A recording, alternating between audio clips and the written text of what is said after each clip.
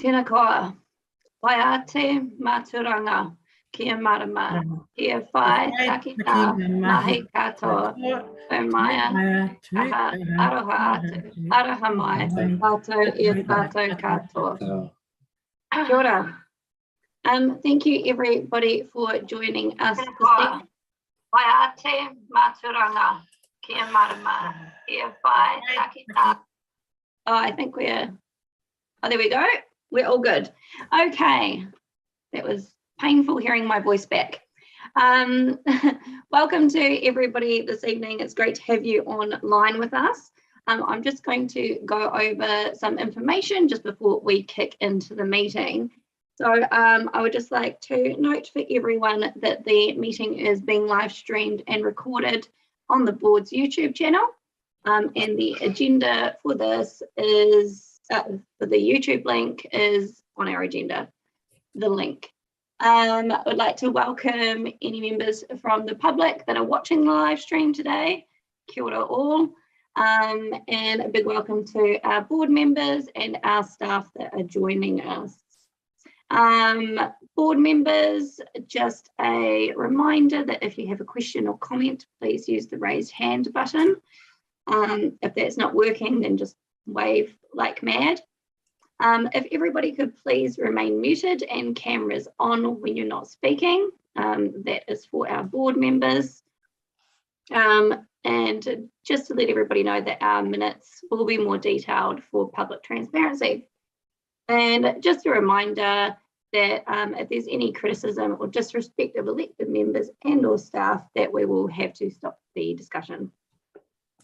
Okay, so we shall kick into today's agenda. Right, we will start with apologies, and I am seeing everybody online, so we have none today. That is fantastic. Declarations of interest for today's meeting. Are there any? No. Fabulous. Okay, confirmation of previous minutes. Did I have a mover for those? Anyone? Daryl? And Sunita? Fabulous. All in favour? Aye. Cool. Thank you. I think that was all ayes. Okay. We are going to now crack into our public forum. Oh, Jackie, did you have a question? Just in the previous minutes, the spelling of Dacre Street is incorrect on page 10 and page 11. Oh, thank you. Thanks, Jackie. If we could make a note of that, Liz, that would be fantastic. We'll get that changed. Thank you. Okay, so moving on now, everybody, to our public forum this evening. We have Bill Cohen with us. He is the president of Cashmere Tech, and he is going to talk to us today about the Linwood Park access to new fields. So, do we have Bill with us online? Can't actually see him.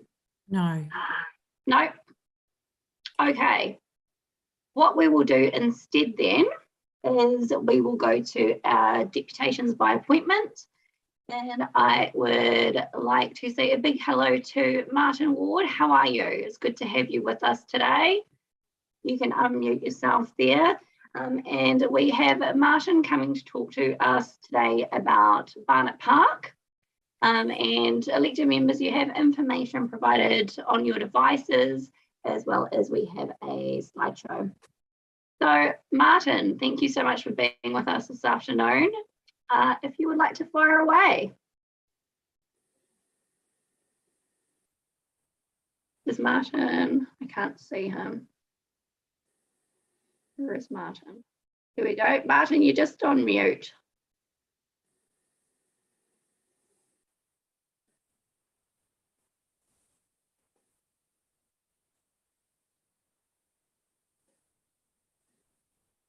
Can somebody unmute Martin, please?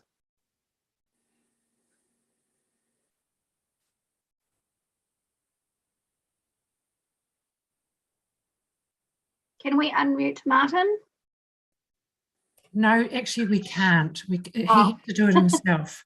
So Sorry. if you look at on the top right of where you can see your picture, you'll see a little picture of a, what do you call that, microphone. It'll have a line to it. Just push there.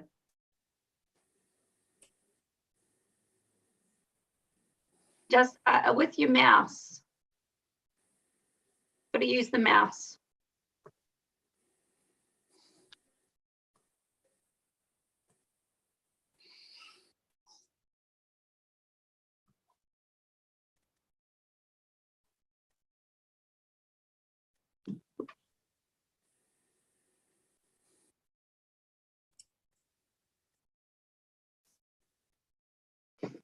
If you hover your arrow, Martin, over your picture, over your photograph, and on the top right, you see this blue writing comes up. Just push the bit that says that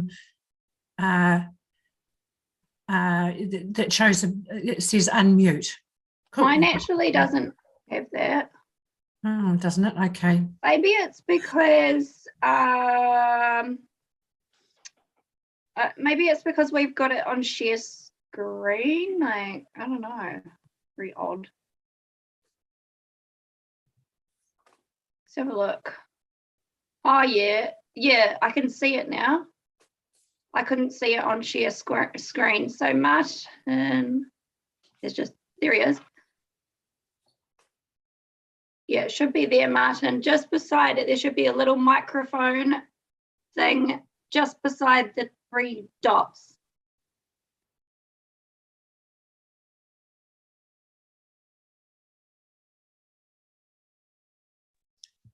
Beside the 3 dots, Alex, or down the bottom left? So for mine, it's on the right top of my picture, and there's 3 dots, and there is a mute button. Mine's bottom left, so it's either top right or bottom left. Okay, it might be bottom left there, Martin. Martin, there you go. We have you. Well done. Thank you for your patience. Bottom left. Very exciting. Best presentation we've had all day. All right, Martin. Look, thanks so much for being with us, and we obviously have you down for a deputation this afternoon. So we have 10 minutes for you, and please leave some time for questions at the end. Yep. And look, it's all up to you. Go for it. Have a great time. If you get the PowerPoint up, thank you. I understand you've been given 3 items about background: a newsletter from the Barnett Park Regreening Group, a letter we sent to the stormwater team at council, and this PowerPoint presentation. I'll focus on the PowerPoint presentation, but answer questions on any others that you've got. But just before I start, I'd like to record that I have received advice from staff that the matter could have been sent to Helen Beaumont, but since in our view it concerns council funding decisions and commitments to the community, I wanted to present the information to the board.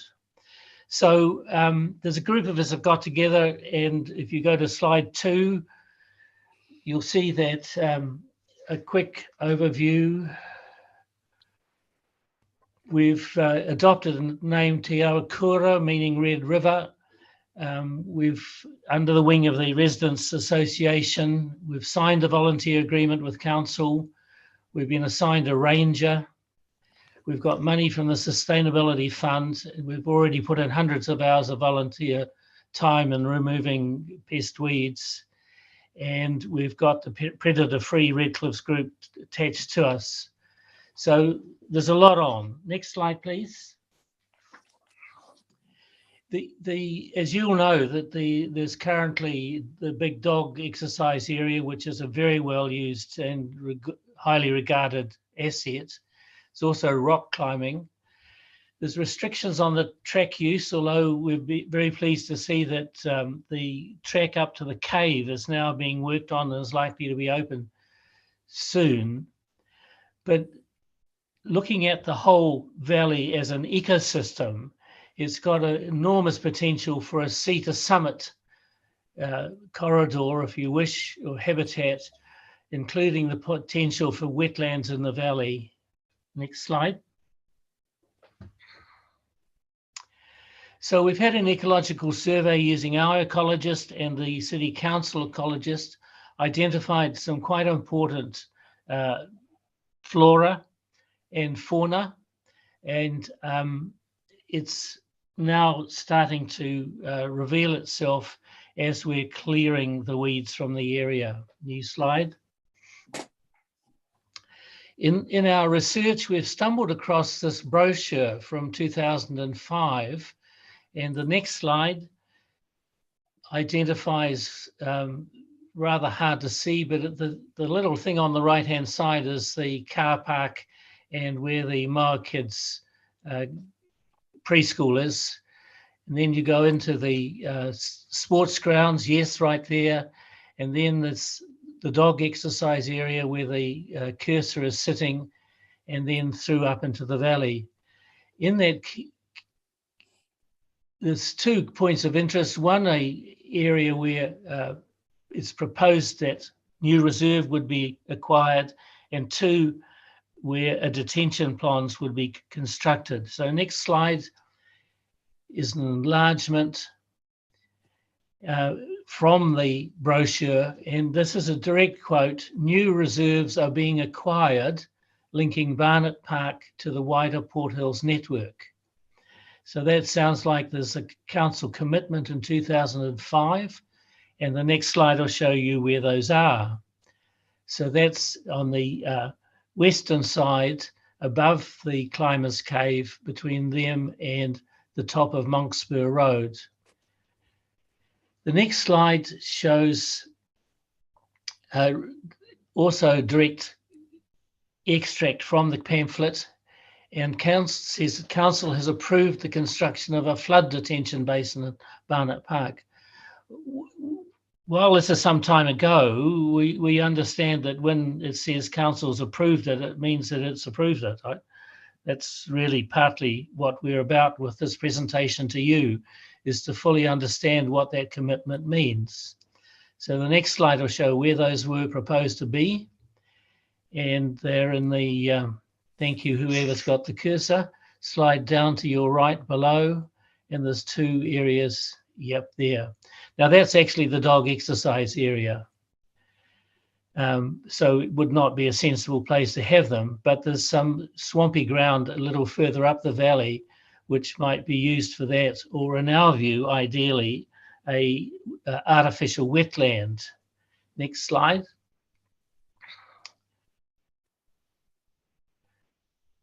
And I've just covered that over in my discussion to you now. So one of the interesting things we also found was that around that time, a subdivision that was consented by the council actually required a contribution to the council for the cost of that detention basin, which was never built. So it's possible that councils actually collected money towards that asset. Next slide. And that's the extract from the resource consent. You can see it at your leisure. Next slide. So this is really my conclusion. Our project has got legs. We've got a great deal of community support. We're putting in a lot of time. Our agenda is to lock in our relationship with Mana Whenua, take the project to the public in a workshop. We'll do that with your rangers. Build a relationship with NGO partners and sponsors. Secure more funding to complete the bone seed and passion fruit eradication. Huge job. Extend the planting up the valley. We've got some scheduled for later on this month. Intensify predator control. And final point, perhaps a little bit on the chin, I hope not. Hold the council to its commitment to extend the reserve. That extra land would be really important because it includes quite a lot of good bush. And it would be great to build some form of detention arrangement, ideally a wetland. And we would need your help as a community board to back us in this project. Thank you. Awesome. Thank you so much, Martin, and thanks for all that information. There's a lot there, and I really appreciate you taking the time to come and meet with us this afternoon. I have some questions already. I'll start with Daryl. Thanks, Alex. Martin, look, I applaud the ideas as presented, and it seems like it was some time ago that the council agreed to look at it, and a lot of time has passed. I've got two questions. The first one is, I understand that you had a very interesting and productive visit with the council's storm engineer recently. Can you tell us a little bit more about that, please? Yes, well, it's in response to a request from council for submissions on the stormwater management plan for the area. And the engineers were very interested to be shown examples of where the stormwater is flowing from council-owned land and privately owned land, but through council infrastructure, which is what they now have responsibility for under the ECAN stormwater consent. And it was in the course of preparing for that meeting, we came across the brochure, and the discussion included the possibility of either some sort of detention structure or planting in the erodible hillside around Barnett Park. Thank you. I've given a bit of thought to how we might progress this, and as I articulated earlier, there's quite a bit of time that has passed since the pamphlet that you referred to has a lot of time has passed. And I know that in the staff advice, they talk about a flood retention basin and reasons as to potentially why it hasn't happened. But given quite a bit of time has passed, and given that a flood retention basin potentially morphs into some form of constructed wetland, the two are not necessarily synonymous in terms of sizing, but equally the ideas presented with regreening and having some form of constructed wetland appeals for me, particularly in this age where we have the environmental concerns. If I was to suggest to board members that we revisit the staff advice and seek further information and look as to how the suggestions in the report may be given effect to, would that potentially meet with your needs? I think they would be tremendous. We're not wishing to push for expenditure that doesn't make any sense, even though it may have been committed to in the past. I think that there are really two things. One, the extension of the park was a key commitment in the brochure and would be very important now. And if some form of artificial wetland in the swampy areas where other uses are not sensibly able to be committed, that would be tremendous. Thanks, Martin. I'll let other questions be asked before I seek the support of other board members. Thanks, Alex. No worries. Thank you, Daryl. Next we have Tim. Yeah, Martin, fantastic stuff. It was very exciting to read your reports into us, and particularly the work that's been done by all the volunteers, the plans and the vision. And of course, it's very exciting. I know that area well and have walked it often. So my question was, there are also lots of groups around Christchurch doing similar, not quite the same, but similar things. There's a Summit Road Society up in Avoca Valley. You've got people doing various other areas feeding into the Heathcote. You've got the Apawaho River Network. Have you been in discussion with any of these groups to understand how they get funding? Because, as you will know, funding is always in short supply, and yet these are very worthy projects. The short answer is yes. The Summit Road Society are leading the predator-free work, and we're connected to them through that, and are familiar with their planting program.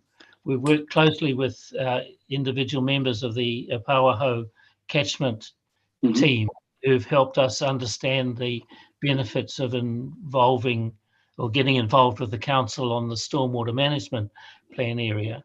We are familiar with other funding sources and applying for some.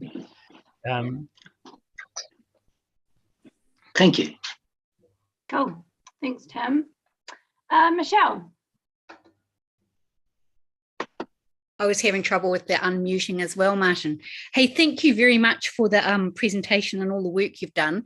Some of the questions I had have been touched on, but the point you made that there may have been a contribution already made, a financial one on the basis of the resource consent, I think that that would be useful to follow up on too. So I just wanted to highlight that.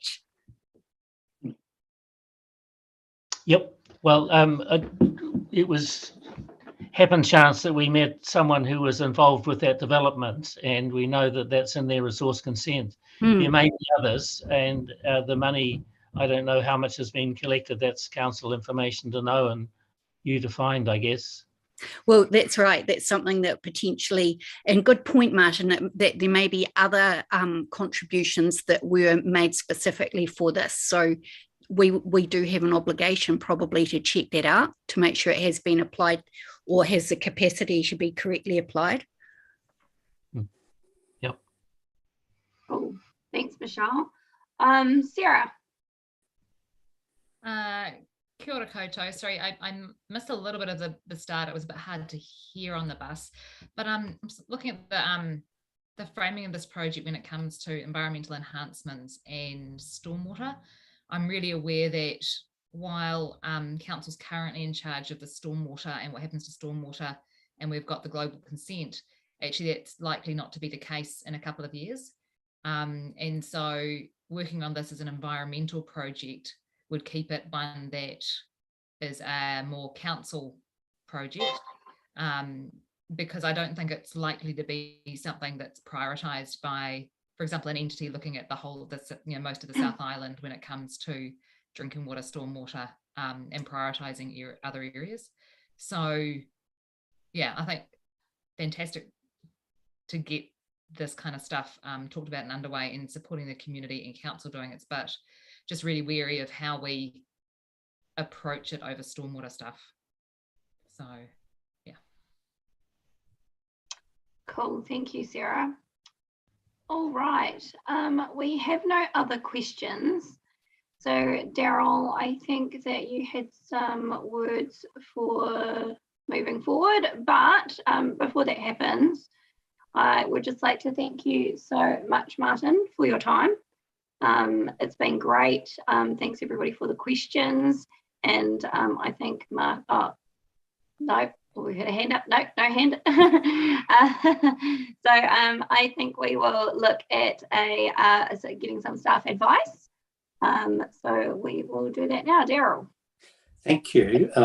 With the support of the board, I'd like to suggest that we revisit the staff advice and seek further information and look as to how the proposals in the report may be given effect to. Excuse me, Daryl, you're meaning the deputation? We haven't got a report on the agenda. Well, what I'm actually talking about is you said in the staff advice, which has been sent to Martin, staff have reread the report. Oh, right. You're meaning the 2005 report? Correct. Thank you. Just seeking clarification. No, that's all right. Cool, thank you, Daryl. Board members happy to support that? Is that hand up a yes? Yep. I think we All are. right, I've got a question there, Alex. Oh, yours is a question. Okay, yep. So I mean, I am happy to support what you're saying, Carol, but I just was wanting to also have an inquiry into the possibility that there were some contributions made by way of resource consents that were made that may have been set aside for the purposes of the reserve. Are you happy to put that in there? More than happy, as Yeah. long as. The other thing I wonder about is, like, because there's quite a historical context here, clearly, like we've got a report and then there's a big gap. So we also kind of, do you think it would be helpful to get a bit more context in the sense of what's happened between the original report and now, or what are your thoughts? Oh, look, absolutely. And I've tried to keep it fairly wide, but some of the words in the staff advice that has come back is not particularly tight. It mentions things like might make, it is believed. Your suggestion of perhaps getting clarification and maybe tightening it up makes sense, Michelle. Mm-hmm. Cool. And I'm fairly certain that that is what Martin is looking for guidance and advice on. Mm. Yep. Did that make sense to you as well, Liz, who's tasked with recording our meanderings? Definitely not meanderings.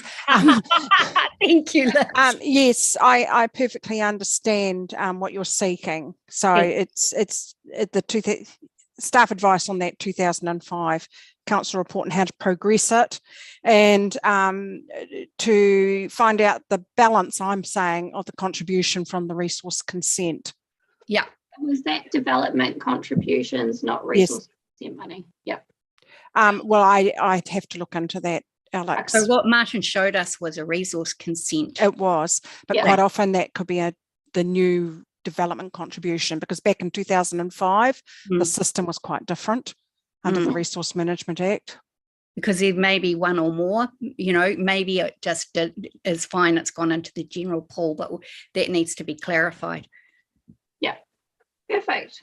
Okay, so if we're happy with that, Daryl, I'll have you as the mover, and who would like to be the seconder? Tim? Fabulous. And all in favour, everybody was in favour before. Thank you so much, everyone. That is carried. Thank you again, Martin, for being with us this evening. Thank you for all your support. We'll keep you up to date with anything going forward. Thank you. No worries, take care. Thank you. Now, I think we have Bill with us. So we're going back, board members, to item 4, our public forum.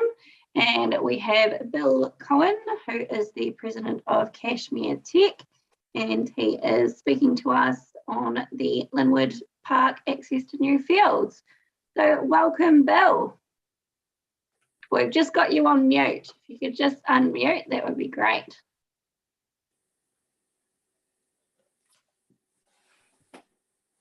Sorry, I missed that. What was that? Oh, we've got Bill joining us for public forum. Thank you, Councillor McClellan, for your contribution there. It's just, Bill, if you look at it's either the top right-hand corner of your screen, if you just hover over it, or the bottom left-hand corner, just depending on where you are, I think. There you go. Yeah, rightio. We've got you. Oh, thanks so much for joining us. Well, hey, thank Bill, just to let you know, obviously it's public forum. It's all being live streamed and recorded for future use on YouTube. And as it's public forum, you have 5 minutes. Okay. And please leave some time for questions at the end if you would like us to ask any. So fire away. Okay. Well, thank you very much for the opportunity to discuss this matter. We've only just we've been aware of Linwood Park, obviously, since we lost the grounds at post earthquakes. And I guess we're the biggest sports club in the South Island. We've got 1,550 players, and consequently, we do need a little bit of reasonable quality green space. Post earthquakes in the Linwood Community Board catchment, we lost 3 grounds at Ensors Road, which is now ARA Institute, which is where the technical name came from originally. We lost 3 grounds there. We lost 3 at Linwood Lower Fields, which was Linwood College. And we also lost 2 full-size ones and a junior one at Linwood Park. So the loss of 9 grounds, of which we've managed to recover 1 with the assistance of ARA Institute.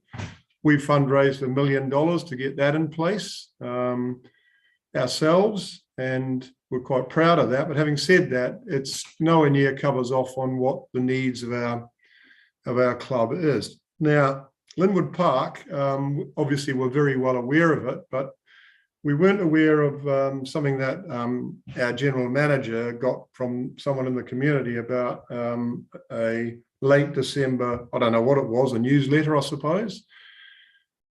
We were aware of it, obviously, and we have made regular I'm regularly in discussion with very helpful council staff, I'd have to say. However, I'm not quite sure what we are really substantially getting. And one of the major issues for not just our club, but winter sports is its quality of what's underfoot, but also it's getting the comprehension of perhaps what artificial surfaces can bring. In dead simple terms, one artificial probably gives you the equivalent of 5 or 6 turf fields in good condition. Of course, grass wears with heavy use, and just to give you an idea, we've got a park which the council has very kindly decided to lease from the Woolston Club. We've got one well floodlit, probably engineered turf pitch, but that gets 3 training sessions 5 nights a week. So it doesn't take very long into the season before what's underfoot isn't good anymore. So Linwood Park, because of its proximity to Linwood Rugby League, to Linwood North School, and very definitely the emerging Linwood College, strikes us as one of the very few sites in the Linwood Community Board area that could be possibly a home for an artificial pitch. And we just really need a wee bit of guidance on how we work with we're already working with Christchurch City Council staff. However, as I've said, we've got 1 pitch out of 3 emerging at Lancaster Park, which we're very grateful for. But as I said earlier on in my introduction, we're still missing 8 of the 9 fields that were lost post-earthquakes.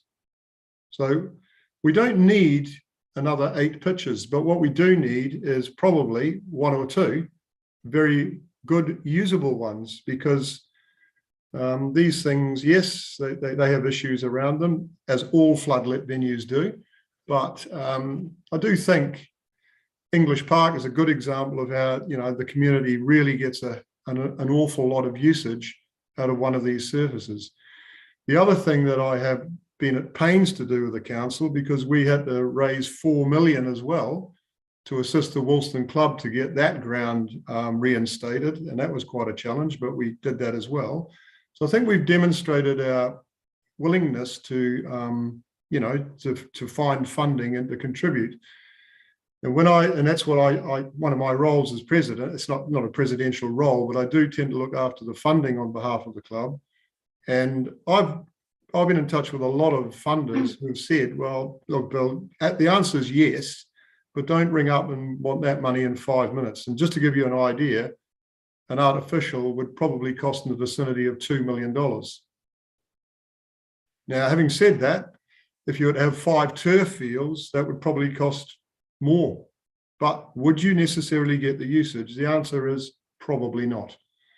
So again, it's a, you know, I understand the issue reasonably well, and there are plenty of good staff to work with at council. However, I'm not quite sure that there is a real commitment to that area of looking at artificials, despite the fact the council asked certainly our head of sport several years ago to come up with a report for the whole of Canterbury, which they did. But to this day, I'm really not quite sure that it's actually been really properly considered. So there's a lot of work gone into getting the required information, but so anyway, I'm just saying, and I've only got 5 minutes, so that's probably about it. Yep, we're out. Yeah. So really what I said in my email was we'd appreciate some comprehension of the issue and a wee bit of perhaps assistance and guidance on the matter. Absolutely. Thank you so much, Bill, and thanks for coming to speak with us this evening. It is great to have you come and speak with us, and it's very interesting about the like AstroTurf, the fake lawn. I didn't know anything, any information around that, so good to know. Did I have any questions from any board members? Michelle. Good work, Bill. Thank you for all the work you're doing for recreation. It's very important. We want active and engaged members of the community. So of the fields that were lost, were any of those artificial turf, or were they all? No, right.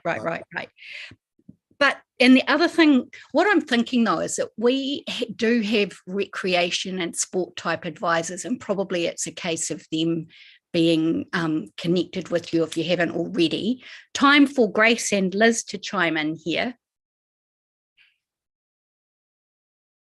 Yes, I'm aware that Bill knows the staff members who do that work, right. And it would be a matter of asking for an update from those staff members as to, because what you're really asking for, Bill, if I understand correctly, is some good timely information, so that if you can be part of the process, you're actually there and you know, with enough time to raise funds and all of those other various things. Yeah, yes, that's right. We are heavily engaged with council, and again, this is specific to the Linwood area.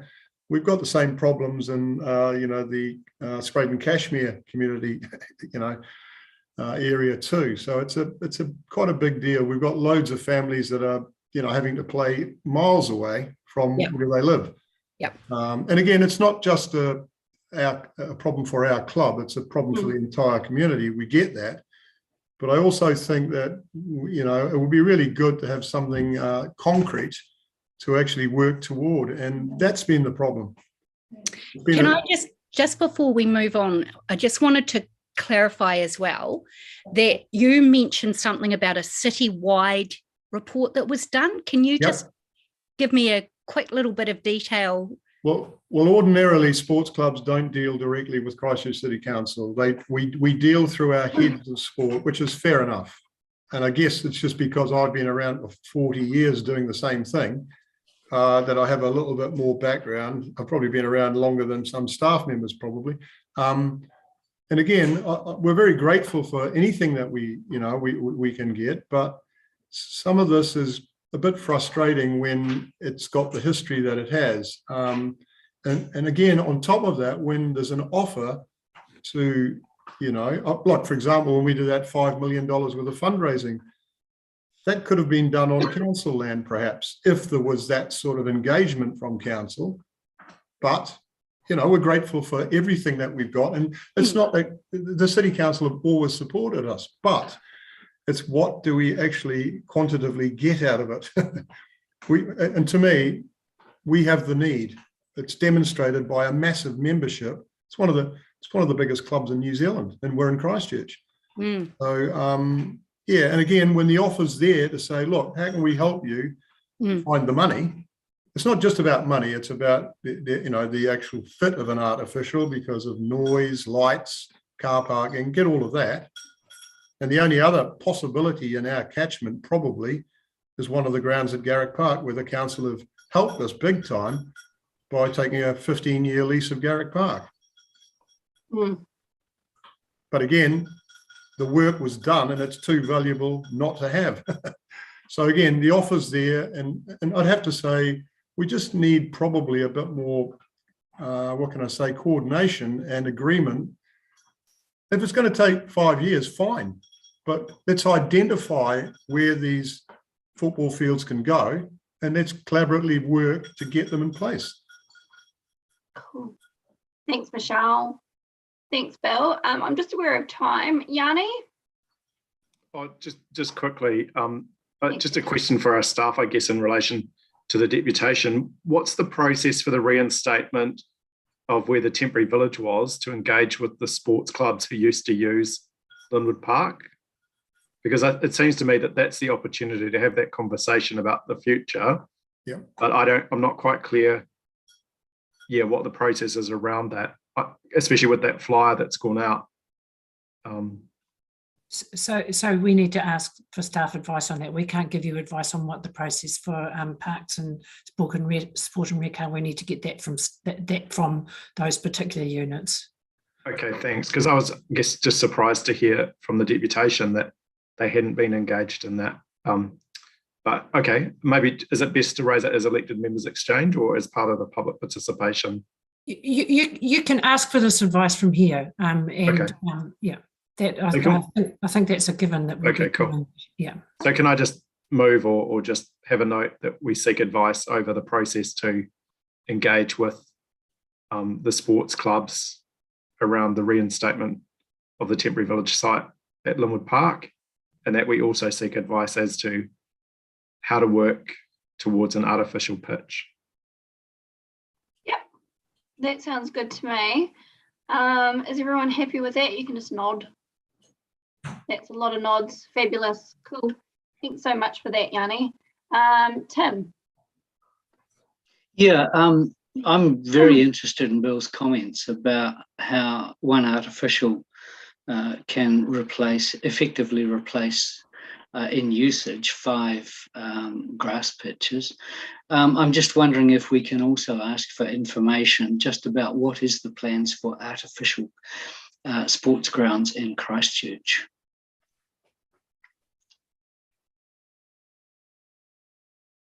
Yes. Are we all happy about that as well? Did you get that, Liz? Yes, thank you, Alex. Thank you so much. Thanks, Tim. All right. Well, I think we have a way forward. So thank you so much for coming to us, Bill. We really appreciate you doing that. And I think we have a way forward now. So when we have more advice, we'll keep you up to date with that. Thank you very much. Much appreciated. No worries. Bye-bye. Thank you so much. We'll catch up with you later. Ta-da. So, thank you. Thanks. Sunita has just messaged me to say that her she just dropped out, so she shouldn't be too far away, but just to let you know that she is trying. All right. So on to now board members' presentation of petitions. We have none for this meeting, but next meeting we may. Correspondence. Did I have a mover for that? Daryl and Sarah. All right, all in favour. Cool. Thanks, everyone. Briefings. Okay, so we have Liz. No, you're up to briefings now with Bridie and Annalise. Yes. So this is our these are our community partnership ranges. Are they? Yeah, we're here. Oh, Annalise, there you go. Hey, Bridie. Hey, Annalise. It's good to have you. Thank you for being with us this evening. the floor is yours, so fire away. Cool. Thank you very much for having us this evening. For those of you who don't know me, Bridie Gibbings, Community Parks Team Leader for the North. Kia ora. I am here to introduce Annalise Courtwell Mills, who is our new Community Partnership Ranger. Annalise is one of 3 new Community Partnership Rangers that were approved in the last LTP. So the reason why we now have new Community Partnership Rangers is because during the LTP process, Council received a lot of information, a lot of feedback around climate change and the public's requirements and wants and needs for focus on climate change and increased biodiversity throughout the community. So in response, Parks received 3 new Community Partnership Rangers. So these rangers are going to be tasked with much similar to our current rangers, focusing on climate change, engaging community groups, fostering community groups, helping them navigate their way through council and council processes and systems to get things done. So these are kind of like the make it happen rangers. So without going on too much, I will pass over to Annalise to do a quick introduction about where she's come from and what she's done so far. Just bear in mind, she's brand new. She's been here 6 weeks. So I'll pass over to you. Good luck. Hi, just checking you can hear me. Yeah, perfect. Okay, great. Yeah, so hi everyone, I'm Annalise, and as Bridie said, I'm the new Community Partnerships Ranger for the North Sector. So just a little bit of background on me. Before getting into this role, I was most recently studying out at Lincoln University.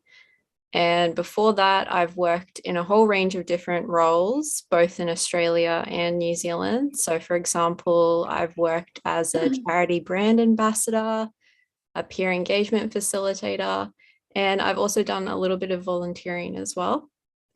So I was drawn to this role as I have a passion for the environment and its protection. And I like that this role has a broad focus on enhancing parks and open spaces through climate change, environmental, recreational, and cultural initiatives. So yeah, in my role, I'm really looking forward to being able to enhance community-led and supported developments, activities, and events in community parks. So, so far I have made a few contacts in your wards. In Linwood, I've met George, the coordinator at Smith Street Community Garden. I've also been working with a community member at Welcome Rest, who wanted some plants for the site. He's been maintaining it for a number of years, so we were really happy to link in with him and support him. And when I went and met with him, we also found out that he wanted a sign for the park, so I'm in the process of getting that underway as well. And in Heathcote, I've made introductions with Laura Kent and Romata. I also attended a working bee with Kenway Group and Adventure Specialists. So as I'm sure you're all aware, they're working on a site along the Heathcote River.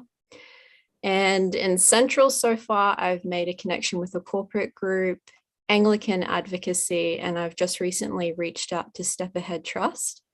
So yeah, I'm looking forward to developing these connections and making more as I go along in my role. So it's really nice to meet you all, and thanks for having us. Great to meet you. Thank you so much. Sounds like you've got an exciting workload ahead of you. Yeah. Very cool. All right, did Bridie, was that it from you both? Yeah, I mean, just happy to answer any questions. Thank if you. Have any, but yeah, that was it from us. Perfect. Thank you so much. Michelle. Thank you so much. This is so funny because I have actually got a note that I was going to raise in the members exchange. Don't have to now, because I had read about the forthcoming community ranger and all, but the the working with residents for planting and caring for trees in public areas, so important. So this isn't a question as much as just so happy to hear you're doing that job, and just keep up the good work. And particularly, I guess, in areas where the lower socioeconomic areas, it's especially important and not always perhaps as easy. So happy and excited to have you, and looking forward to seeing what you're able to do in the future. Yay! Thank you so much, Michelle. Cool, thanks, Michelle. Yanni? Thank you. Yeah, and welcome. It's really great to have you on board. I was just wondering, so appreciate that there's a number of existing groups. I understand council also has some ranges that can do basic maintenance type stuff. So, for example, I've just had to put a request in for a customer service request that hasn't been actioned around that the Woolston Cut area. And would it be your role just to meet with like residents that raise concerns and do walkabouts and work with the maintenance people to actually get stuff done? Or are you more the sort of working group, the community working groups, for example, supporting them? I just wanted to kind of seek that clarification. Well, my understanding is I can do both, but I'm sure Bridie can elaborate on that if... Yeah, sure. Yep. So in parks, there's probably about 4 different types of ranges. We've got regional park ranges, we've got field ranges, we've got community urban ranges, and we've got partnership ranges. So they all do slightly different things. And depending on the job that comes through or the request that comes through, it depends on what type of ranger, who they're going to get at the other end.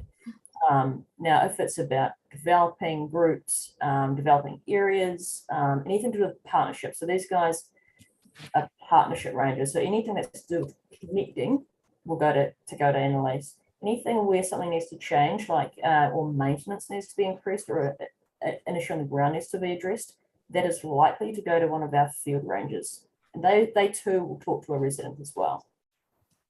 Does that clarify? Yeah, I guess so. Annalise isn't the right person. This is it might be quite useful just to get us maybe like a just a one pager kind of on the different roles or who to contact. I mean, I'm putting these requests into the office of the CE because people have already put CSRs in, but there's just that I'm just trying to deal with that frustration that people have when nothing's happening. And the really successful approach that we did last time with the same resident was to get the kind of doing ranger on the ground, work out what was possible, and then just do the stuff. Mm-hmm. Yeah. So if you do a steps install or put something through the CE's office, it should go through our parks triage to the right person. So you shouldn't have to know, but obviously there is some sort of glitch there where you're not getting. It's probably, if it's really operational, it's probably going to a contractor. So if it's just it's that usual one around Stilton Reserve, Woolston Cut, where like there's been fires and all sorts of stuff going on, and just people are just so exasperated. Yeah. And I mean, who knows? I'll raise it in elected members exchange as well, but I have put it through. Yeah, it's probably a two-pronged approach when it's getting big like that. We might need a field ranger, and we might need to deal with the community part of it. Yeah, it's really good. I mean, the only reason for raising it is because it's so much better when we can just meet with the resident on site, do a walkabout, action what needs to be done, and then get it happening. It seems to be a really good approach that people really appreciate. I'm just worried if it, drags on for another 3 months, then people just get really exasperated. That's all. Yeah. Thanks, Yanni. Sunita. Welcome, Bridie and Annalise.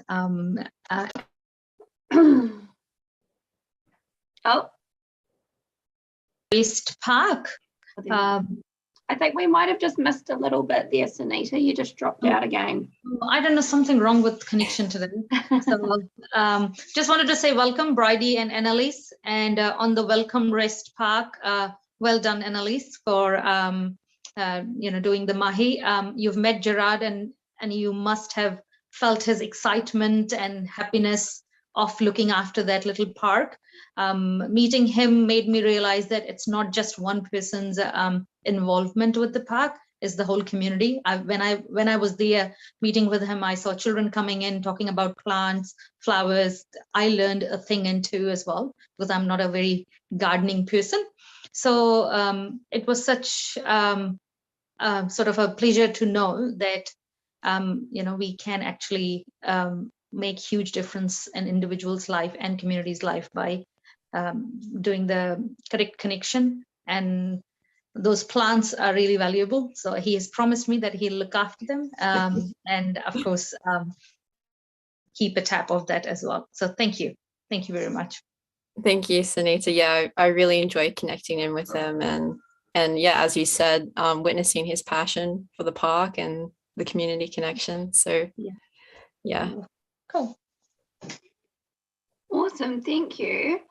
Well, looks like there are no more questions, and I just want to clarify, Yanni, you said that you were going to ask for that list of kind of roles from the Office of the CE, is that correct? So we don't need to ask for that today. I don't want to double up everybody's workload.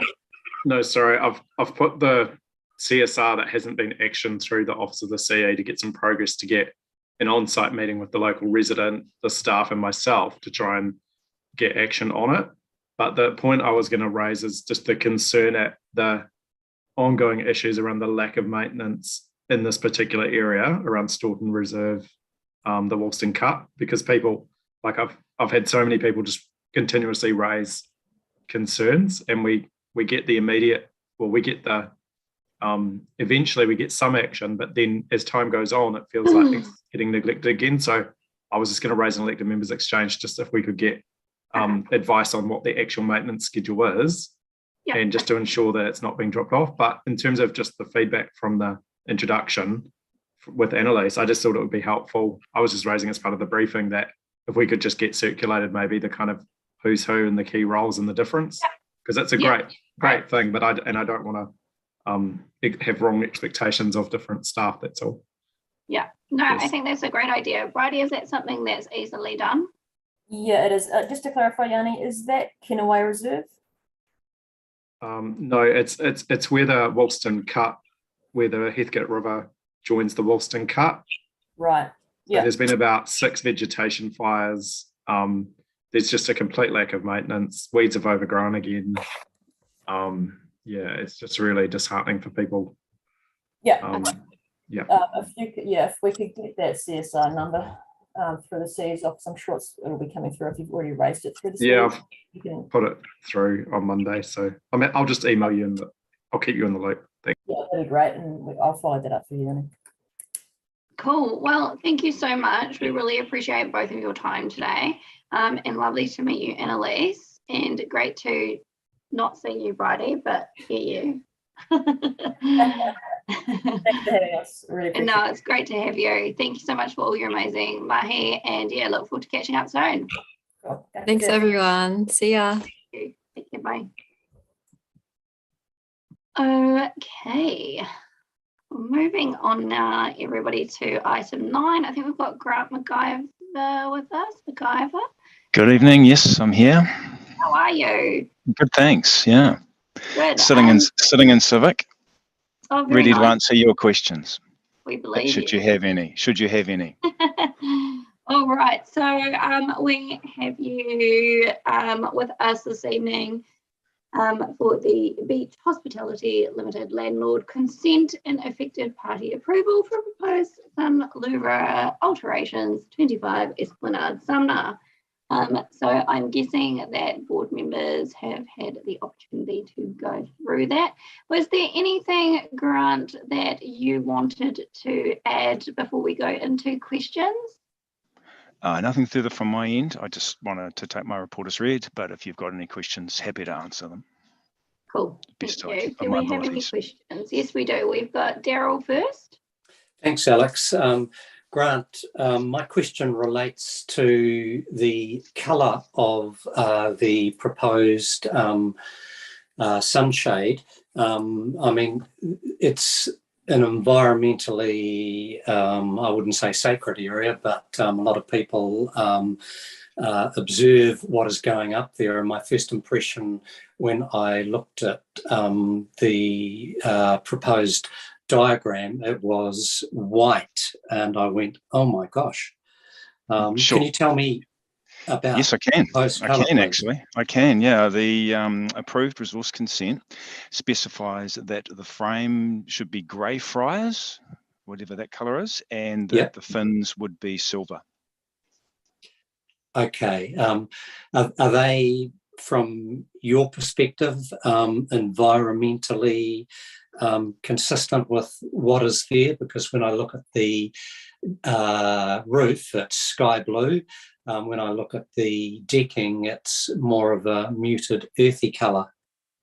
Look, I would just be relying on the resource, the consenting team who have issued Okay, that, well, that directive.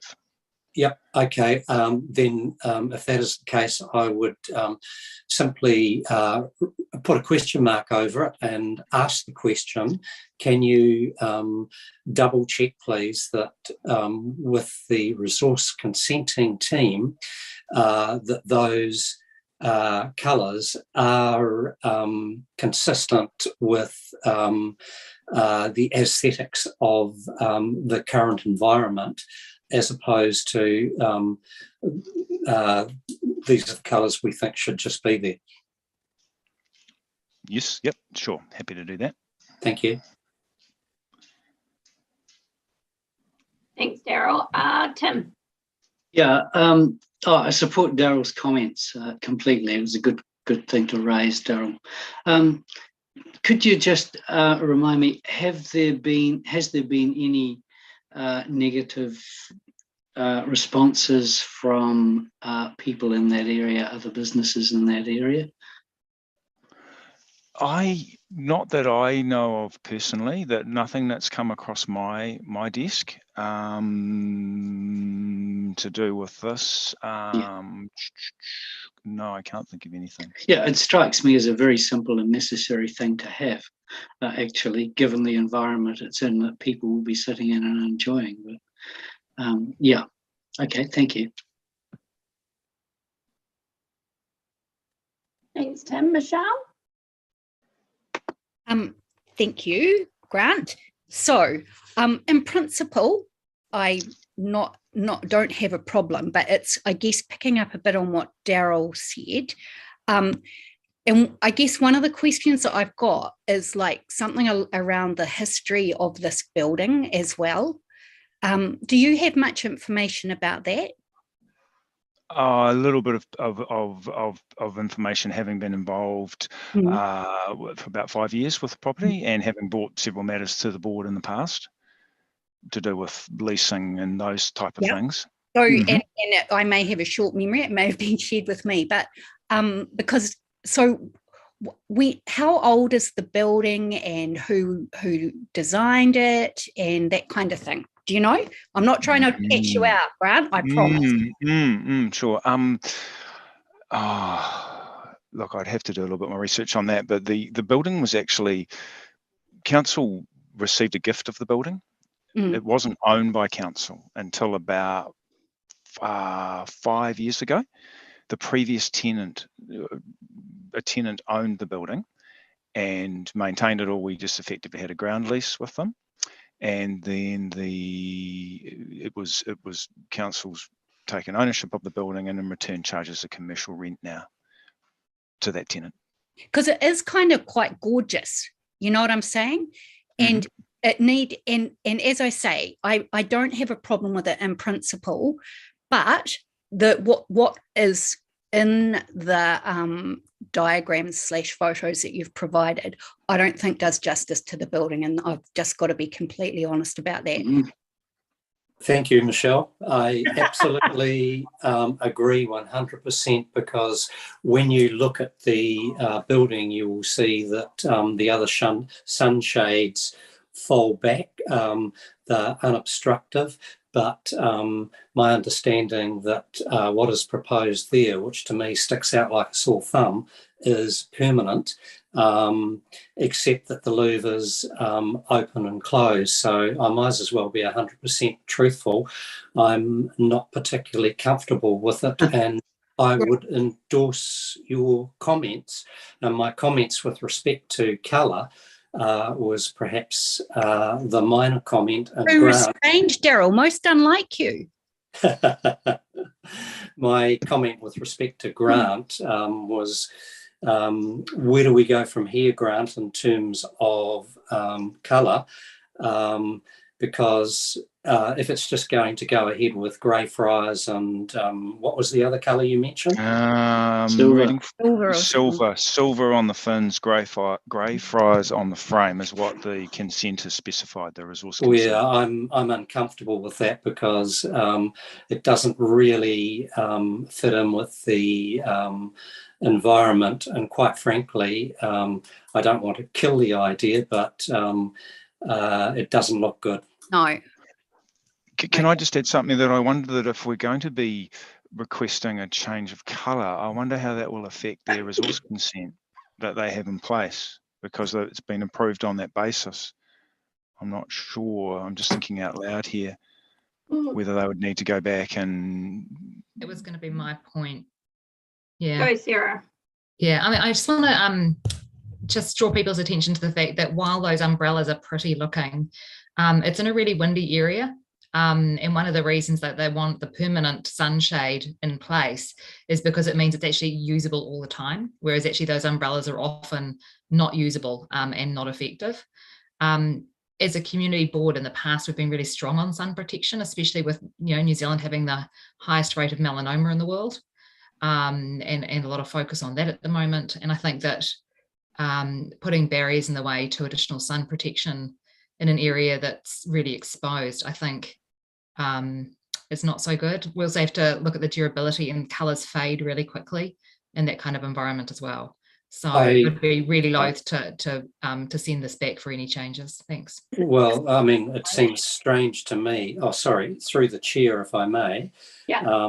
It seems strange to me that coming to us after the event to stamp something doesn't make a heck of a lot of sense, because it appears to me that really we're being informed, not our advice is not being sought.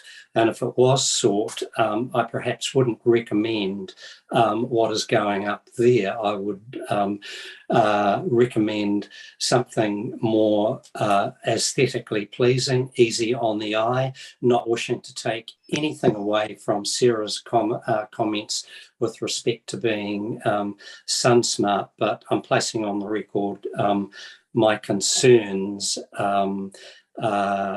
about the aesthetics of it, to the point that some years ago we were advised that they were looking at staining it, and I think I made a comment at the time that it should be stained in a colour which is sympathetic to the environment, which it has been. Thanks, Daryl. Michelle? So just to clarify, I am 100% on board with sun protection. The issue that I have here is around the design elements and how they interact with the existing building, which is a building which has got a strong aesthetic, and I would not be able to support something that will potentially compromise that. But I'm 100% on board with,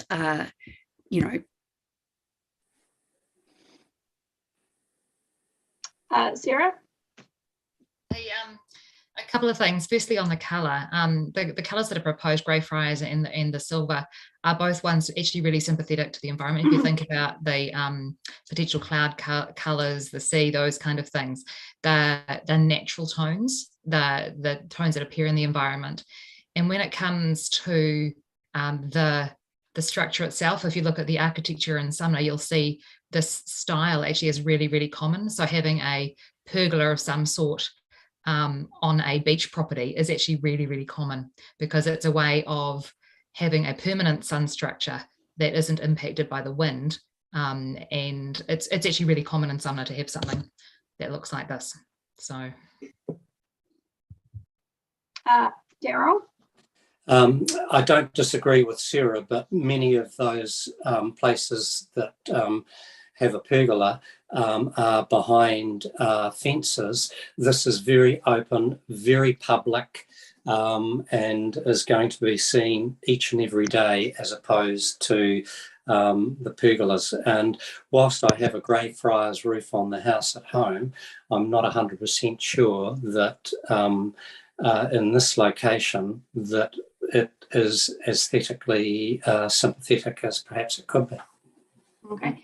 Can I just say, I feel like we've gone into debate. Do we have any more questions for Grant at this stage? No, but I'm happy to move it. So. No? Cool. Well, look, Grant, I want to thank you so much for answering our Sorry, I questions. have got a question. Oh, you do, Michelle? Yeah, because I guess what I'm trying to find out from Grant is a potential way forward, short of adopting the report in its current form, because I guess that there have been some concerns raised, and I'm interested to hear from Grant about a way to make it more sympathetic to this building and this individual environment. Perhaps if I could, I was just going to make a suggestion that sort of thinking it through. I mean, we've effectively, shall I say in here, we've been gifted the building maybe 5 or 6 years ago with its existing roof colour. I know that Parks are at the point of looking at oiling the building, restaining the building. I'm not quite sure which of the two's the right application. So they will be looking at updating that. And if at some point that the roof needs repainting, given that we didn't do it initially, perhaps the roof, maybe there could be some thoughts about the roof being done, because I think you were talking about tying the two together earlier on. Was someone mentioning that? Kind of, Yeah. Kind of. But I don't think we should then try to match the building to the structure. I don't think that's probably what we're after, because I feel like there's some history to this building as well, and like maybe it's always been blue. I don't know, but what I'm just trying to find is a way forward that we can achieve this very laudable goal of some protection, but in a way that is sympathetic to this building. So that's what I'm asking for. How would we do that? Because I'd also be interested to know a little bit more about the history of the building. Sure, I can get some information, but I don't have that to hand. No, I'm not going to catch you out. I promise. Yeah, sure. I can't really answer your question, but I'm a bit concerned that it might jeopardise their RMA approval that they've got, and I'd be unsure as to whether if you vote to go back to ask them to reconsider the colours, how that would affect their application, which has already been issued. So I'm not, and I note your point that it's a little bit in reverse, but I'm just, I'm unsure how to answer your question at this point. That is all good, Grant. I've just got Liz with her hand up.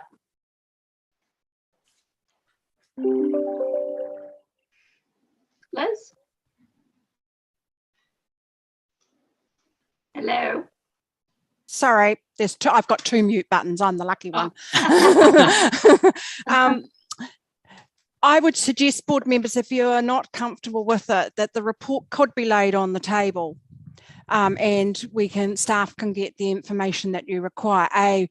Changing the colour within a resource consent, what the implications are for the applicant. That was one of the questions we had, and some of the history of the building. We could bring that back by memo to you, and then bring the report back to the board. That would be my advice tonight, Alex. Thank you for that, Liz. I do appreciate that. Tim? Yeah, I must admit I'm a bit puzzled, because silver often is used. I've seen it used in settings where it actually reflects what's around it. So while you have the colour silver, effectively you have a mirror which reflects the environment. So I don't have a particular problem with the silver, and I think that the design and structure makes a lot of sense.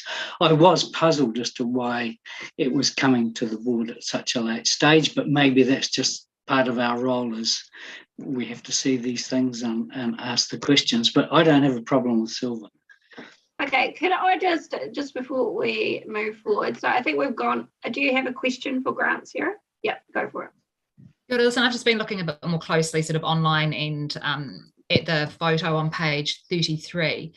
And Grant, are the structures, are the flat structures, not the umbrellas, but the flat awning structures still staying in place? Because it seems like we've got a couple of different structures for sun protection already. So there's the flat awnings that come out across that side deck already.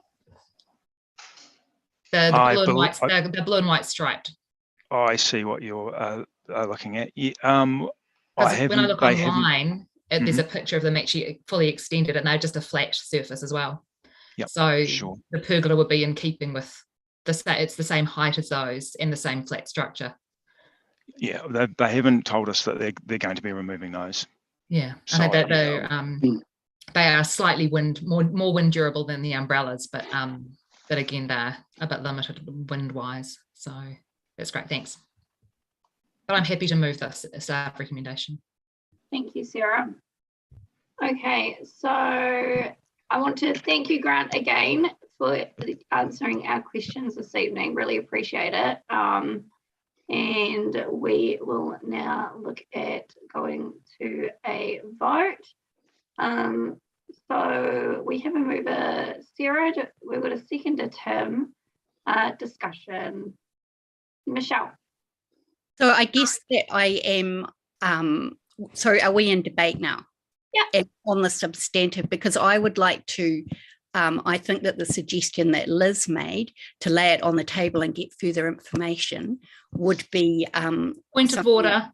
Can I just make a point of order? Liz wasn't making a suggestion. She was saying if you wanted to do something, there was a way of doing it. It wasn't Liz making a recommendation. Can you help me then? Can you help me, please, Sarah? I'm just saying that. Yeah, I know. So she made a suggestion as a possible way forward. So I am saying that I would support that. Now, if you're saying that I'm not procedurally doing it in the correct way, I'd appreciate your support about how I procedurally could achieve that. No, but I'm saying that Liz wasn't suggesting a way of doing something that you could support. Liz was giving you a way to do something if you wanted to. That's quite a different thing. Yes, so I'm just trying to see how we can come to a solution, Sarah. That's what Michelle, you can put it now that we lay it on the table, and it's procedural. So Alex will have to take that vote before we take the substantive vote that's been moved. Okay, so I can move that now then, that it's laid on the table to seek further. I'm happy to second that. Thank you. Okay, cool. We have a mover and a second for that. We can still debate. So. We're debating, or we just want to go for a vote? I'm happy to. Okay, right. So I've got a mover and a seconder to lay the report on the table for further information. All in favour? I'm counting. Did you have your hand up? Okay. Oh, what? No, keep your hands up. Sorry, I can't. Okay, 1, 2, 3, 4, 5. Okay, so that has the vote. So we shall lay the paper on the table and have it returned with those questions answered. Is that all good, Liz? Yes, thank you. And staff will provide perhaps the advice by memo back to the board and resubmit the report. That would be awesome. Thank you so much. Can I just check what date it's, I think you need to specify a date it's being laid on the table to? Can we just make it, because it doesn't need to be resubmitted as a report, it can just be laid on the table to the next meeting. Yes, I just need to confer with Grant. How urgent is the tenants wanting to get the sun louver done, and is staff in the position to get information back to the board? How long that would take approximately? Oh, look, we'll just work as soon as possible to get this sorted out. I know that the tenant will be wanting to achieve an outcome, so as soon as possible. Does it mean, just for sake of clarity, does this mean then that I wait till the next meeting? We can work through that, Grant, in the morning. Okay. How that happens. Okay. Cool, thank you, Liz, and thank you again, Grant. I appreciate your time, and we will have an answer for you very, very soon. Okay, thanks. Thanks, Grant. Have a good evening. Okay, board members, moving on. Wait, I'm not on the right page now. Elected members information exchange, item 10. Sunita. Hi, everyone. I just wanted to let board know that Rose Chapel trustees, long-term trustee Bob Shearing and his wife Lynn, they are retiring. So I just wanted this to be noted that, that congratulations on their hard work and long-term service. And if we can arrange a certificate or anything to basically mark their contribution to Rose Chapel. That sounds very nice. It would be nice. They as I have learned in my time that, you know, they're Bob is community board member or council member as well. Yeah, ex-councillor Sunita. Ex-councillor, and I've learned lots about heritage from all those people, which was great. And new members are coming on board. I will have some time with Grace to learn a little bit more procedural stuff, which trust is sort of not struggling with, but I think we need more information moving forward, because some of the members who have been on office position have been like literally 20 years. So they only know what they know, others don't know. So there's a good change in office, new chair, Suzanne, and treasurer, Jane. So I just wanted to make sure that we acknowledge Bob and Lynn's work and give some sort of token, any memento, certificate or a letter would be nice. So we are planning to do a farewell for them. If I could get that arranged earlier, would be lovely. Cool. We can get that done for you, Sunita, on behalf of the board. Yes, that would be lovely. Awesome. Thank you. And thanks for the update. Yanni. I was just in the middle of typing an email, but I'll just two items that I wanted to raise. One is I've had concerns around the post the Woolston Village upgrade, the impact of heavy vehicles using Glenroy Street. And I know as part of, generally when we do upgrades, we would get a post-construction safety audit. And I was just wondering if it was possible to ask for that. I've also, the Rapanui Shag Rock cycleway as well. People have raised some safety concerns around that Linwood Ave, Hargood Street, St. John Street intersections. And I just thought it would be helpful if we could get just the post-construction safety audits circulated. And the second thing was just, and I appreciate that there's been a lot of impact with our contractors and maintenance for a variety of reasons, including the climate and also COVID. But I am increasingly concerned that around the Woolston Cut area, that there seems to be a sense from the local community of neglect around doing the basics. So I'd really like to get an understanding of what the maintenance schedule is for the Woolston Cut. Now, I think it's kind of called Staunton Reserve, but I think one of the problems is it kind of flicks between roading and parks, and it's not quite clear who's got possibly responsibility for each.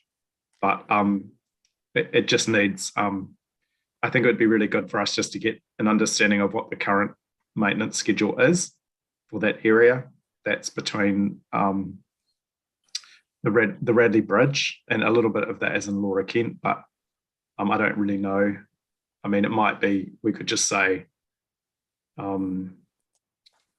yeah, maybe I think just going from the Radley Bridge back to the Gold Crescent would be the kind of area, just to get some reassurance that there is a maintenance schedule and to understand what the specifications are. So what, sorry, you're asking for a maintenance schedule for? Yeah, just seek advice on, or just a memo on the maintenance schedule for Staunton Reserve. Are board members happy with that? Yeah. I just add that with the new parks contracts and all of that kind of stuff, we were supposed to get regular updates on the maintenance schedules, the work that had been done. And I'm just wondering if we could ask for a broader one, because I mean, I get complaints on the maintenance levels at Heathcote Domain and other ones as well. So it'd be really good to have an idea of the schedule of when each of those parks has its, you know, how many tidy ups it has per year and when roughly they are. Would be really useful for a while, because it's that I think that broader information would be really good. Yeah, I guess because particularly for this one, because there's been so many arsons, like there's literally been like 6 or 7 fires in the vegetation. I'm really concerned to leave it for much longer. Now, I appreciate we are changing seasons, but you know, for residents to see the kind of dead, burnt out patches for months and months and months. Oh, Yanni, mine was like an information thing. I think we should get your stuff done. Yeah, but cool. if we're asking for information, then I think we should ask for information actually about, because it's one of the biggest things we hear from residents is on park maintenance. And yeah, I mean, I don't think it needs to be one or the other. The other reason why Staunton Reserve is really important for me is that people have raised safety concerns, particularly as it's getting darker. People walking along by the river where the trees have overgrown is actually really, you know, there's a sense of safety that needs to be considered as well. So, and I thought the board also, I thought we were going to do a landscape plan for that area instead of the footbridge, but I don't know where that project's got to. So, not sure either. Maybe we could just add to get some advice on what the landscape plan was. Okay. Cool. Happy with that? We all happy with getting the advice on the landscape plan or what's happening with it?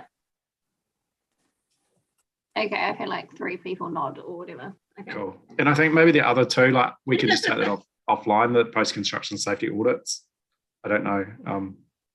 It was raised again today at council with the Worcester Street cycleway. Yeah. Concern. So, I mean, maybe I'll just leave it as part of the annual plan process if that's rather than confuse the processes. Yeah, I think that might be useful. Okay. Yeah, thanks, Yanni. Thank you. All right, if you don't have anything else, Yanni, we will go on to Sarah. Sure, thank you. Can I just first say thanks to Alex for presenting board submission today. I think one of the things I've actually had lots of contact, so same with Daryl and Tim, I guess, is that Port Hills waters issues. They've been going on for a really long time, and they're quite varied. But I think starting a new focus on that would be really good. We've done individual ones on and off, but it needs a broader look. So thank you for that. The other one I want to raise up, and I raised it a couple of meetings ago, was, you know, we're getting to the end of our board time now, and we still don't have a plaque and a tree for Sally. And really keen that we make sure, and I don't know whether it needs a specific part in the next governance report or something, that just whether we need to give approval for something or whatever, but and I know that there's been COVID and all of that, but I really want to make sure that doesn't get lost. So yeah, I caught up with Chandra and spoke about potentials for this, like, because obviously want it to be appropriate. And I just spoke to him about a couple of different options, and he said that he thought at the pool would be the most appropriate, and I know that's what we've actually already spoken about. So I thought like Moral Reserve, but actually he thinks that the pool would be most appropriate. So I'm sure like he would know a lot better than me. But I say, Liz, you've got your hand up. Do you have some more advice for us around this? Yes, I have actually followed up today about the tree. You'll see, board members, I've loaded the monthly action reports onto the big tin can this afternoon, and it was one of the actions that I followed up with out here. I'm hoping to talk to the arborist tomorrow morning. Oh, fantastic. That's great, because it really is, it's that planting season now, you know, now for the next month or two. But we may need a bit of time, and I don't know whether the board needs to fund potentially the small plaque. So yeah, an opportunity for us to make a decision if we need to on that one. Thanks. Thanks, Sarah. If you've got anything else, I'll just get you to hold because I think Jake had something to say to this. Is that correct, Jake? Oh, yeah, I did. Did we, the Green in the East trees are funded, or will be funded at this annual plan? Was that an option we should consider? Because obviously that was the project that she was so passionate and instrumental in. As a location or as borrowing a tree? No, like dedicating one of those trees to Sally with a plaque at that location.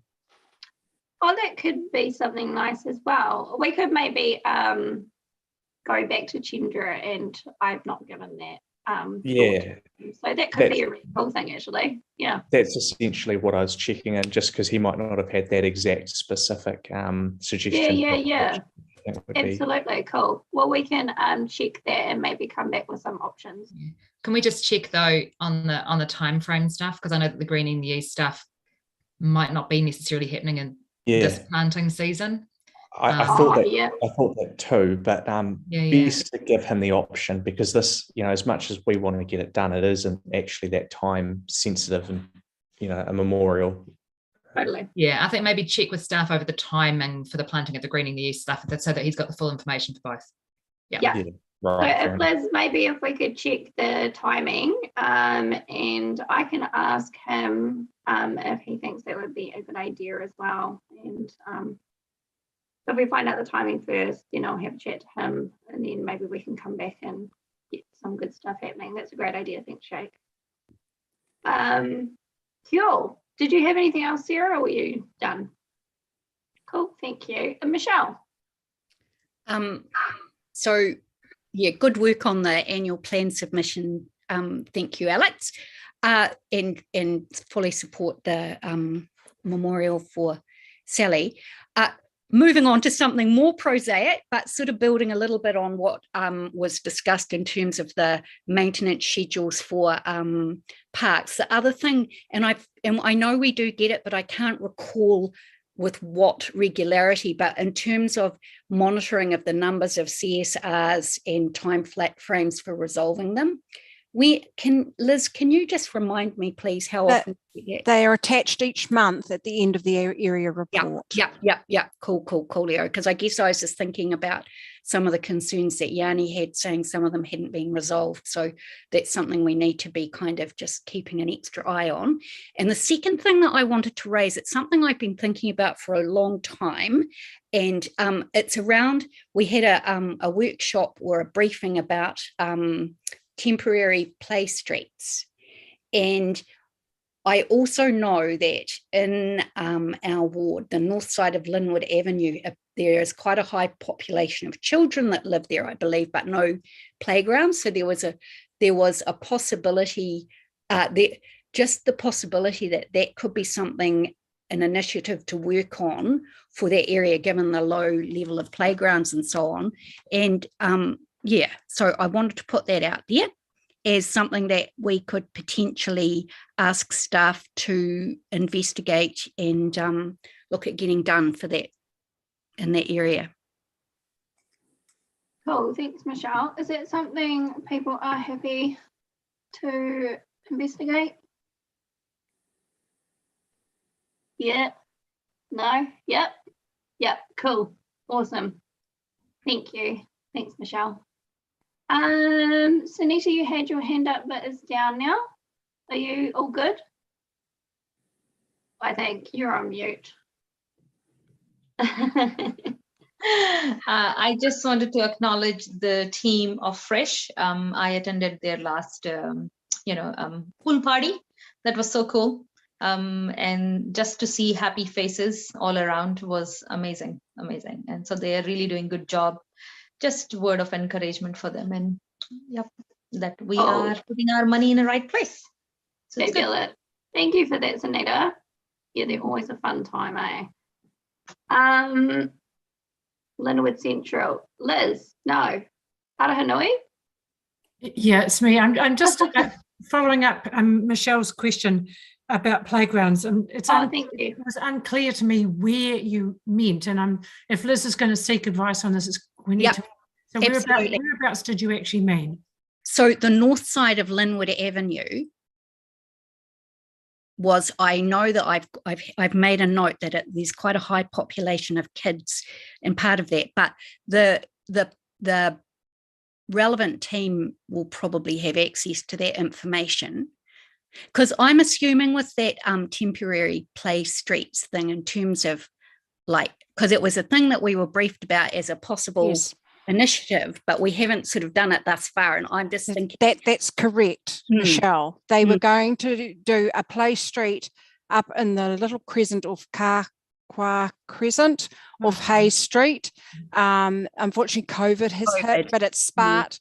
It is under Sports Canterbury. Sports Canterbury has a contract to do play streets, and our previous community recreation advisor had the information on that. So that was where I was first going to go to see what had happened. And I do have a contact for the Sports Canterbury person. Okay, that would be super. It hasn't come to an end. It was just delayed.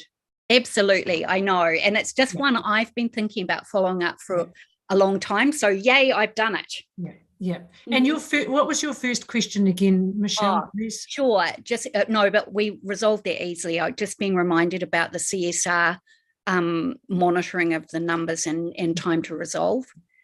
I just want to remind that, and I wanted to speak to that, to remind board members that, you know, if you have people in the community who've made CSRs and they are not they're not actioned in a timely fashion, we provide that service, so we will follow those up. You give us a CSR number and we will follow them up. I know councillors have access to the office of the CE, but you have access to the governance team to do that for you also. So if you're getting complaints from the community, please just make sure you get the CSR number and we will chase it. Thanks. That's super helpful. Thank you, Arohanui. Thank you. Okay, our annual plan today, Gianni, I can see you put your hand up. Sorry, I just wanted to bring up our annual plan today. We were asked as a board to give some advice to council around the land rates, and the electric bus. So if we start maybe with the land rates, like Jake, did you want to kick that off? That's your kind of jam. Yeah. What you're seeking that I would explain what it is, and yeah. Is that what you're hoping for? I guess it'd be good to get the board's view on the land rate differential. The idea is that we increase the rates on vacant land in the CBD, thus incentivising a little bit more development, or for those that don't want to, thus incentivising them to sell. And either which way, we raise a little bit more money that we can pump into CBD incentives. Yeah, that's my feeling on it. Cool, thanks, Jake. Do we have any more comments from councillors on that? Just check though. I mean, we don't get more money. We get the money distributed in a different way. So we get more money from those ones and slightly less from everyone else. But there's a proposal to do more business stuff, friendly stuff in the CBD. But yeah. Fair point. Yeah, quite right.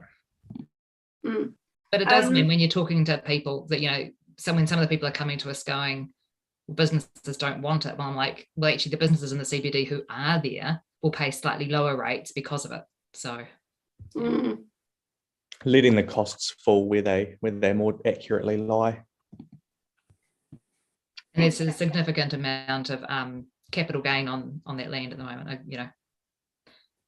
So there was another article that came out as well around people saying that they didn't support it because it would potentially lead to bad development in the central city as well. I think that came out yesterday. So there's also that argument too. I haven't delved into that at all. Yeah. Yeah. I don't think that there's going to be necessarily bad development, because actually no one's going to put something bad in the CBD because actually it won't sell and it won't get used, and therefore they won't make any money off it. So yeah.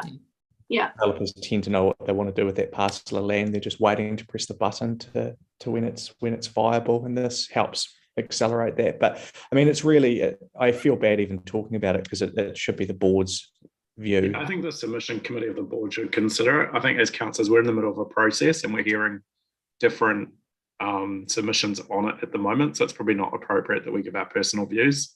No, I was just asking for like an explanation for board members. Yeah, okay, cool. Yeah, fair enough. Yeah. Really appreciate that. So I've got 2 hands up. Daryl? Thank you. Just want to advise the board that I put a CSR in. If we're doing that, sorry, Daryl, can we just stick to what we're talking about? Oh, sorry. Now, and then we can go back to that. Yep. Sorry about that. So I'd like to just get a bit of a steer from the board so we can talk to council about this next Thursday. Can I make a suggestion that the board does this in the submission committee? That's a great idea. Yeah, thank you. I was just thinking that. Perfect. We shall do that then. Okay, back to elected members. Daryl. Thank you. I just want to advise the board that I put a CSR in just the other day, and when you check your emails, you'll see several photographs from me of Norfolk pine trees that are located next to the surf club on the coastal pathway in Sumner, and I've been surprised, but they look to me as if they are dead as dodos, and there are about 5 or 6 of them, and I don't know whether it's because of salinification, that is salty soils, or whether somebody has done what has been done on the going over the causeway where they poisoned the cabbage trees. So I've provided the photographs to council and I'm waiting to hear back. But I really, really hope that it's not an aspect of vandalism involved. Hopefully not. Wow. For keeping us updated on that, Daryl. Yanni? Oh, thank you. I just wanted to check, just raise the concern still in Phillipstown about the traffic, and just wondered if we could just get, I know because of COVID it was delayed, but get a street corner or the walkabout like we did with Radley Street with that local community organised, and also whether there's an opportunity to just get advice on how to put Phillipstown forward for a slow speed zone. It's underway, Yanni. Cool. In process. Both of those things are underway. Yep. Not the slow speed, because the board has never spoken about a slow speed zone in Phillipstown, but certainly the site visit, absolutely. Yeah, cool. Can I just raise that we get some advice back on how we could consider Phillipstown being looked at as in terms of a slow speed zone? Is that cool? Are people happy with that? I'm not unhappy, but can I just get a bit more information from you, Yanni? Like what prompted? Residents are really concerned that along some of those side streets, Olivia's Road, Matheson's Road, I think there's speed bumps on one of the roads, but they're really concerned at the speed of the traffic and the near misses and the safety, particularly with the increased infill housing and the shortage of car parking in certain areas. And they're just really concerned that it's dangerous. And yeah, so. It's a slow speed neighbourhood that's required. And that's what I'm saying, just to get the advice back around the process to put it forward for consideration. Good work, Yanni. Yeah. Yeah, I think we're happy with that. Thank you. Okay, well, if that is all, that is the end of our meeting. Now, remember, board members, we've got our submissions committee workshop after this, but we will finish now with our karakia.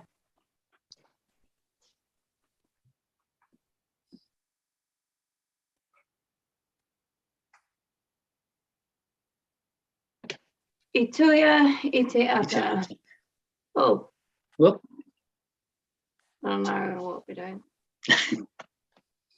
Are we doing? Okay, we're doing this one. Okay. Apologies. Yeah. Start again. All right. Ko ngutu Amatu mai. Matana Ko tēnei wā. Manaki Manaki. mai mātou katoa. O mātou hoa. Whānau. Te rangi. Kia ora. Thank you, everybody. And thanks, everybody, for your time. Liz Arahanui, we're just going to